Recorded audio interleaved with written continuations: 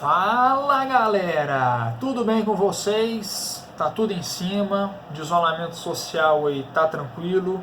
Espero que todos estejam muito bem por aí. E hoje nós vamos dar continuidade ao nosso conteúdo, né? Que o trabalho não pode parar, tem que continuar ralando aqui, pegando firme no conteúdo com vocês. E gente, na aula passada nós falamos sobre a questão da população dos Estados Unidos, a população da América, a população estadunidense. Nós apresentamos algumas características, questões sobre por que ela está concentrada em determinadas regiões, por que tem essa concentração, questão sobre essa distribuição populacional. E eu comentei no finalzinho do vídeo também a questão um pouco sobre os imigrantes, né? Hoje a gente vai trabalhar mais a fundo essa questão dos imigrantes, do preconceito, da xenofobia e do controle que nós temos ali com a entrada desses imigrantes. Tá? E com isso também falar dessa desigualdade social que existe nos Estados Unidos, até mesmo por conta da presença de imigrantes. Então, vem comigo aqui para vocês entenderem essa questão. Então, meu povo, na aula passada nós encerramos o vídeo falando sobre a presença de imigrantes ilegais nos Estados Unidos. Por que imigrantes querem ir para os Estados Unidos? Pensem bem. Os Estados Unidos é um país rico, a maior economia do mundo, é um país desenvolvido, é um país onde já deu muitas oportunidades por pessoas para melhorarem de vida lá, né?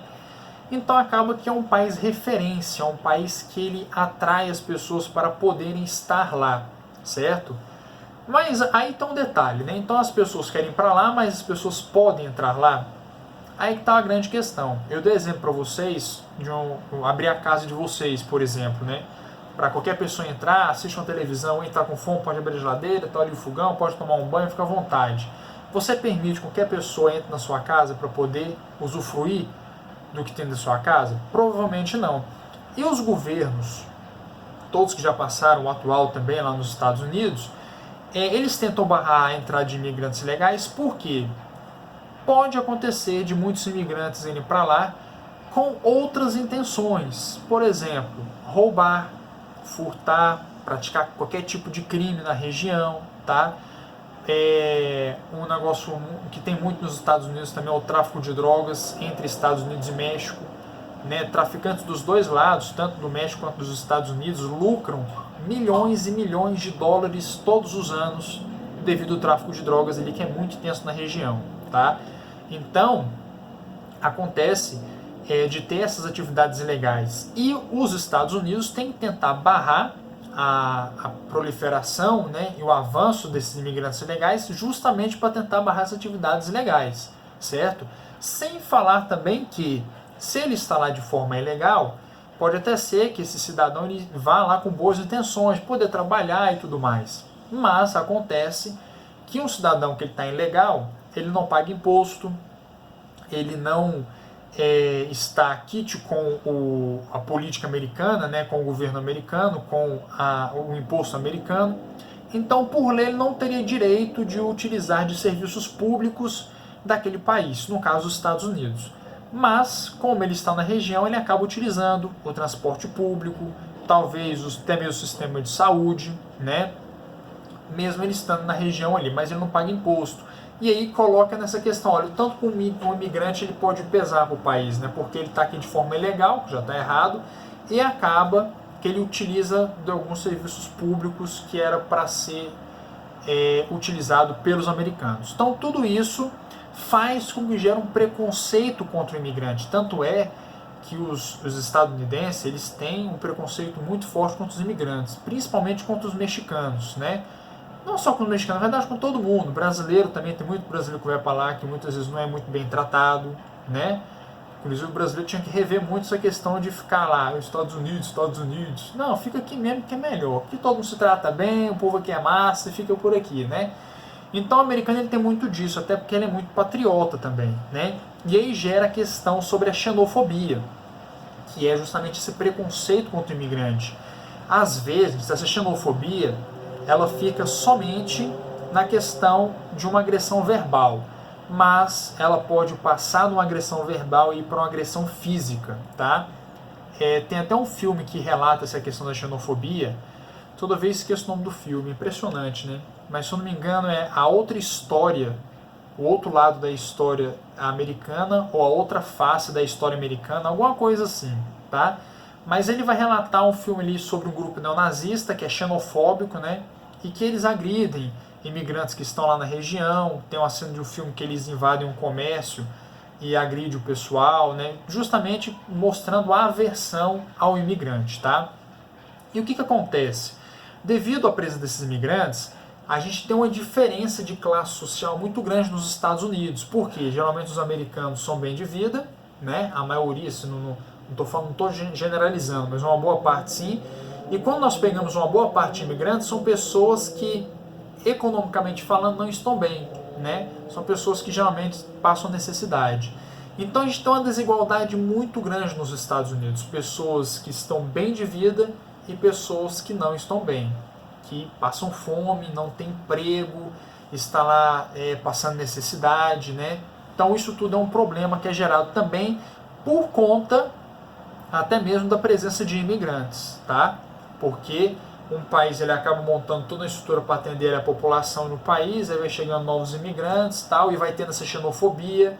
Imagina, um americano tem uma empresa, fala, não vou contratar mexicano, não vou contratar haitiano, não vou contratar só um americano. Isso é uma forma de xenofobia, né?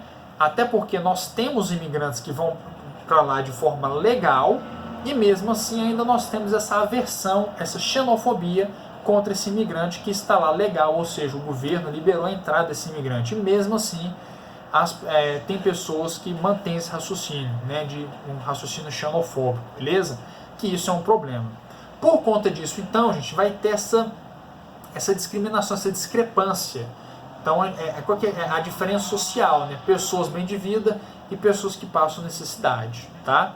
E geralmente as pessoas que estão bem de vida nos Estados Unidos está relacionado a toda essa cidadania, toda a linhagem, né, da árvore genealógica de parentes americanos.